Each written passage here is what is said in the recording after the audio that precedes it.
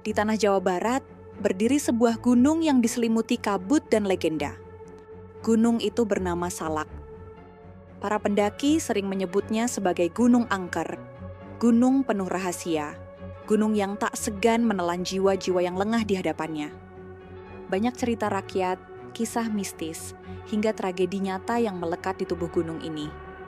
Dan pada suatu hari yang kelak dikenang dunia penerbangan, sebuah burung besi modern dari Rusia, Sukhoi Superjet 100 yang sedang melakukan demo pemasaran di Indonesia, jatuh tepat di gunung itu. 9 Mei 2012, tragedi mengerikan itu menelan nyawa 45 orang. Pilot, kru, tamu undangan, calon pembeli pesawat, hingga para jurnalis. Simak cerita lengkapnya di Okti Story. Jangan lupa subscribe, like, dan share.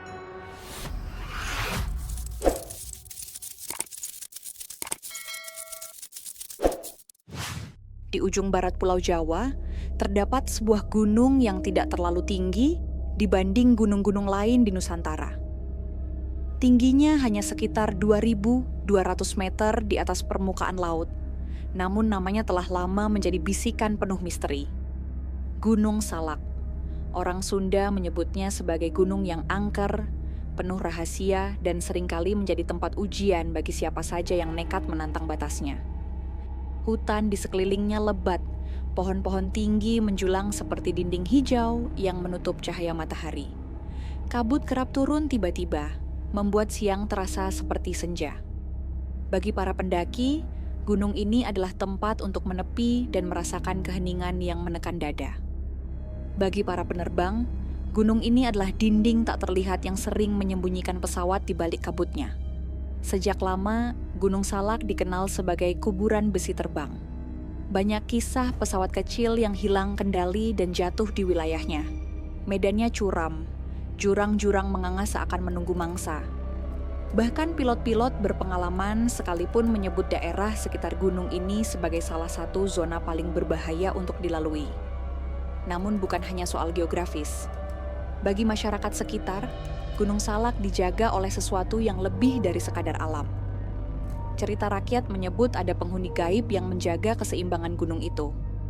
Ada yang percaya bahwa hutan-hutan di sana dihuni oleh penunggu, makhluk tak kasat mata yang bisa menyesatkan orang. Ada pula cerita bahwa siapapun yang masuk tanpa izin akan digiring untuk tersesat, meskipun membawa kompas sekalipun. Penduduk desa di kaki gunung sering menceritakan suara-suara aneh yang muncul dari hutan. Terkadang terdengar seperti derap langkah, padahal tak ada siapapun. Ada pula kisah tentang cahaya-cahaya yang bergerak di tengah kabut, seakan menuntun, tapi berakhir menjerumuskan.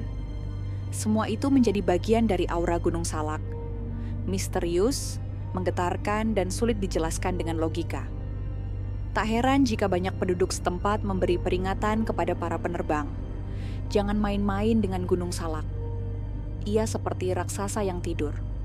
Jika kau ganggu, kau akan terperangkap. Meski terdengar seperti mitos, reputasi gunung itu telah berulang kali membuktikan bahwa ia bukan sekadar legenda. Dan di balik keheningan itulah, pada suatu hari di bulan Mei 2012, langit di atas Gunung Salak akan kembali menyaksikan sebuah kisah pilu. Kali ini bukan pesawat kecil, bukan pula penerbangan biasa, melainkan sebuah pesawat modern dari negeri jauh, datang dengan penuh percaya diri untuk memperlihatkan kebolehannya. Pesawat itu bernama Sukhoi Superjet 100, dan tanpa disadari, takdirnya sudah tertulis untuk bertemu dengan kabut pekat Gunung Salak. Di negeri bersalju yang jauh di utara, berdiri sebuah bangsa dengan sejarah panjang dalam dunia penerbangan, Rusia. Dari masa Uni Soviet, mereka dikenal sebagai negeri para insinyur baja, pencipta pesawat tempur yang disegani dunia. Nama-nama seperti MiG dan Sukhoi sudah lama menggetarkan jagat aviasi. Namun setelah tirai besi runtuh, Rusia berusaha menegakkan kembali kejayaannya, bukan hanya lewat jet tempur, melainkan juga pesawat penumpang sipil. Dari semangat itulah lahir sebuah pesawat baru, Sukhoi Superjet 100, SSJ-100. Pesawat itu digadang-gadang sebagai simbol kebangkitan industri penerbangan sipil Rusia. Dengan desain modern, kabin nyaman, dan teknologi mutakhir, Sukhoi ingin membuktikan kepada dunia bahwa mereka mampu menandingi pabrikan besar seperti Boeing dan Airbus. Superjet 100 bukan sekadar mesin terbang. Bagi para insinyurnya, ia adalah mimpi yang dijahit dengan logam dan harapan. Mereka ingin dunia melihat Rusia bukan hanya sebagai pembuat senjata, tetapi juga sebagai pencipta sarana yang membawa orang bepergian dengan aman dan elegan. Untuk memperkenalkan karya barunya, Sukhoi pun menggelar tur demonstrasi ke berbagai negara. Asia Tenggara menjadi salah satu tujuan penting. Negara-negara di kawasan ini sedang giat memperluas armada penerbangan, dan Indonesia dengan ribuan pulau dan kebutuhan transportasi udara yang tinggi adalah pasar yang menjanjikan.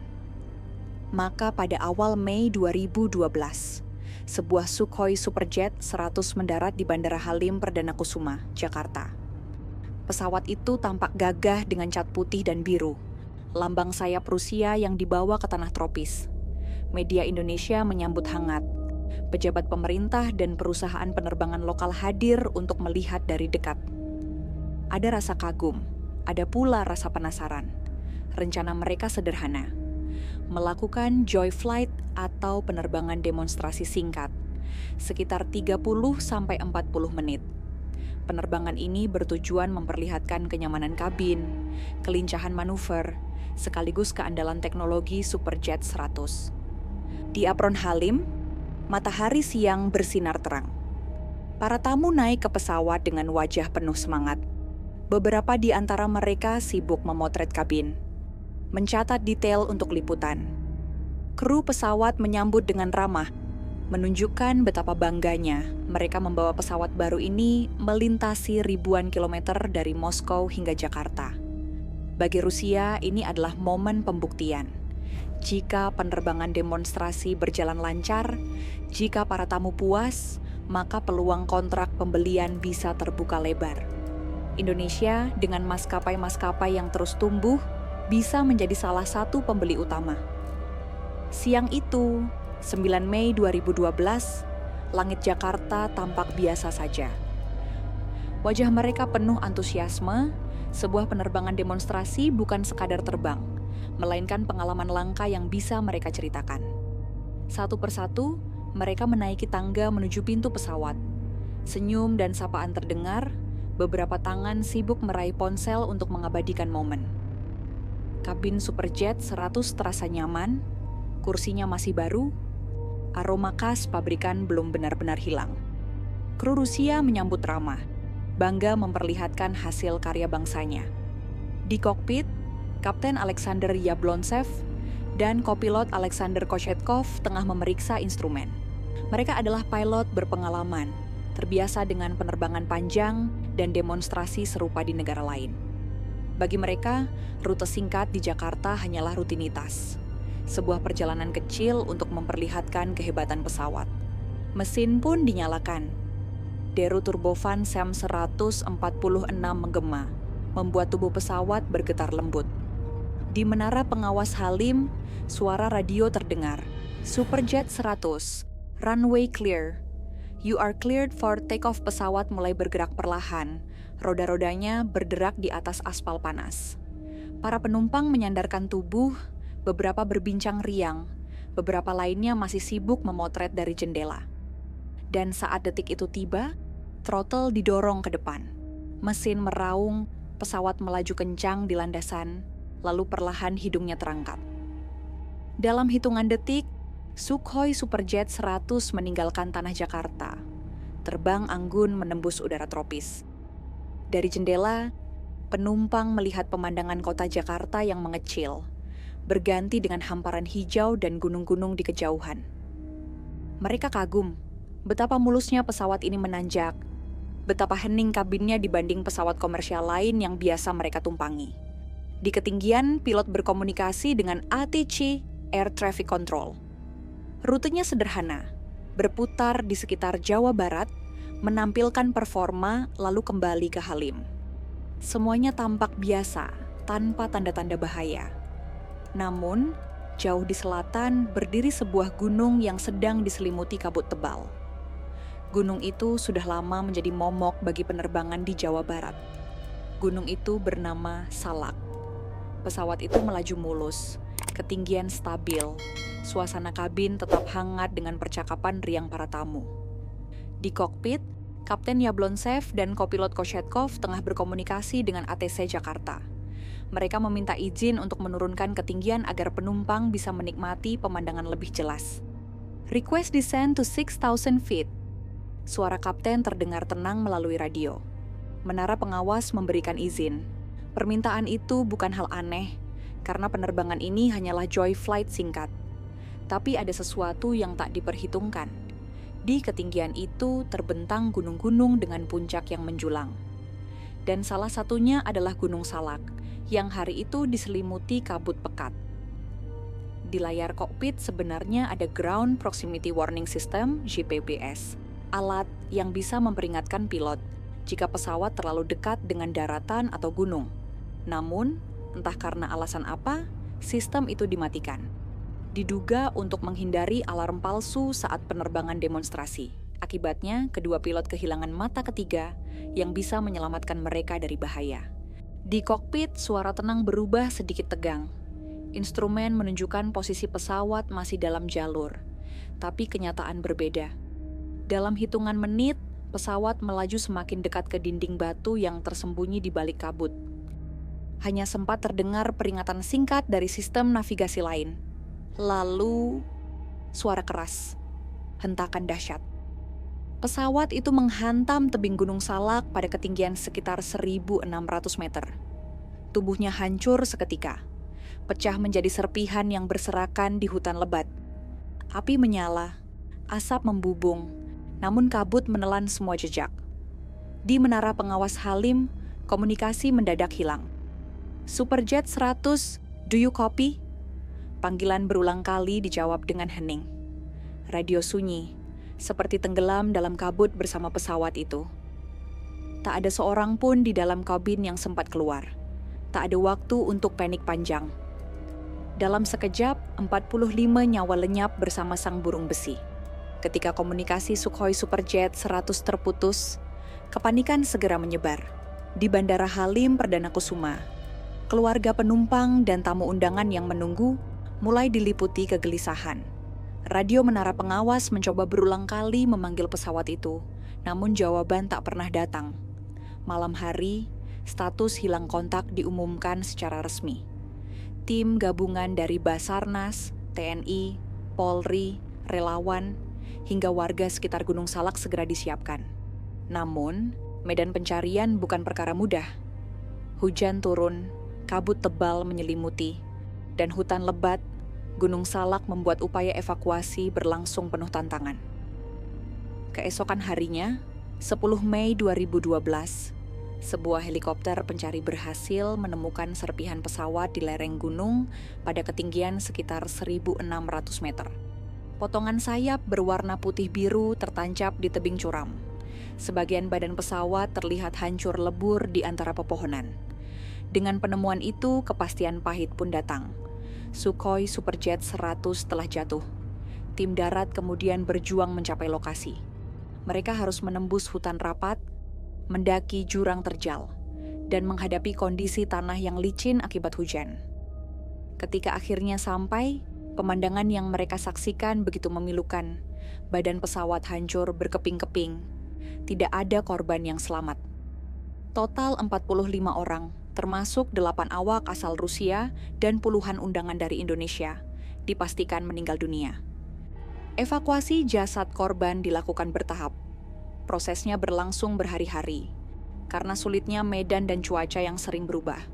Kantong-kantong jenazah dibawa turun gunung dengan penuh kehati-hatian. Setiap kantong yang tiba di Jakarta menjadi simbol duka yang mendalam bagi keluarga korban yang menanti. Setelah evakuasi, fokus beralih ke penyelidikan penyebab kecelakaan. Kotak hitam pesawat, black box, berhasil ditemukan di antara reruntuhan. Data yang diperoleh menunjukkan bahwa pesawat berada dalam kondisi teknis baik. Tidak ada kerusakan mesin atau sistem utama. Investigasi resmi dari Komite Nasional Keselamatan Transportasi, KNKT, bersama pihak Rusia dan internasional, kemudian menyimpulkan, pilot menurunkan ketinggian pesawat hingga 6.000 kaki di wilayah pegunungan yang sebenarnya tidak aman. Ground Proximity Warning System, GPWS, sistem yang seharusnya memberi peringatan bahaya dalam keadaan nonaktif. Kondisi cuaca berkabut dan terbatasnya jarak pandang membuat pilot tidak menyadari kedekatan pesawat dengan tebing Gunung Salak. Kesimpulan akhirnya, human error menjadi faktor utama kecelakaan.